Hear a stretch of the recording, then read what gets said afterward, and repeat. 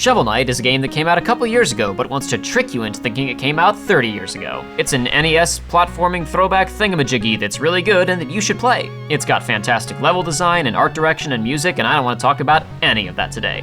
Instead, we're going to talk about Shovel Knight's story. You see, something that I find kind of interesting about this game is that they bothered to include a small narrative at all. Being an NES platforming throwback thingamajiggy and having a narrative beyond big hero kills big bad is kind of defying genre convention.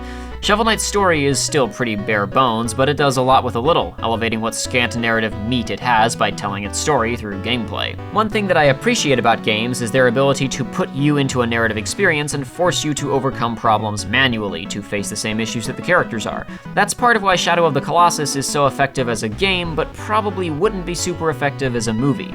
Wandering around the wilderness all by your lonesome and then taking on big, insurmountable creatures across hours and hours and hours of game time takes on a certain weight when you're doing it by yourself, as opposed to watching someone else do it, no matter how well made the movie might hypothetically be. Though, if that screenplay that leaked a while ago is any indication, it wouldn't have been made very well at all. As I've already said, Shovel Knight is a relatively simple game with a simple story, but that's part of why I like highlighting the way that it tells its story through gameplay. With very little narrative content and a small word count, Shovel Knight still manages to imbue its story with some real emotion through a simple gameplay moment. The game's opening informs us that Shovel Knight and Shield Knight were the biggest, bravest adventurers in the land, and they liked treasure hunting or whatever. Then one day things took a turn for the worse, and Shield Knight was defeated in the dangerous Tower of Fate, after which Shovel Knight retired, but now he's back because monsters are plaguing the land and he's on the case with his shovel blade, and that's it. That's the game's story, basically. This is very simple, classic video gamey stuff, and there wasn't much of a need for the game to throw any other narrative context at us because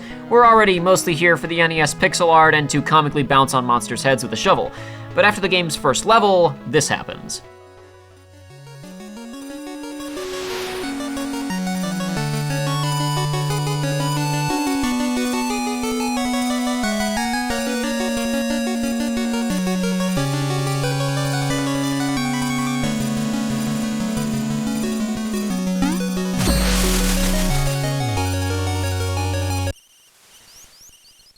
As the game goes on, you occasionally have to play more little dream sequences like this. Monsters begin to appear, which makes catching Shield Knight more difficult.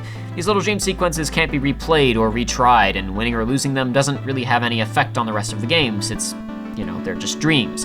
But it says a lot with a little. The opening sequence of the game didn't really tell us anything about the relationship between Shovel Knight and Shield Knight, except that they were travel buddies, I guess. And we still don't really necessarily know what their relationship was from just these sequences, but we do learn that Shovel Knight probably blames himself for Shield Knight's death. And you, as the player, want to catch her. You want to make this right, and it feels really bad when you fail to catch her as more and more of these monsters show up, even though it shouldn't really matter. I know all of this seems really obvious and maybe kind of stupid, but I really appreciate it. This game wouldn't have needed any narrative content to still be one of my favorite games of the last couple of years, but it decided to throw me a bone, throw me a little bone, a little extra feeling into the mix, and I feel like this was an interesting case of storytelling through gameplay simply because the game is so sparse on the narrative content.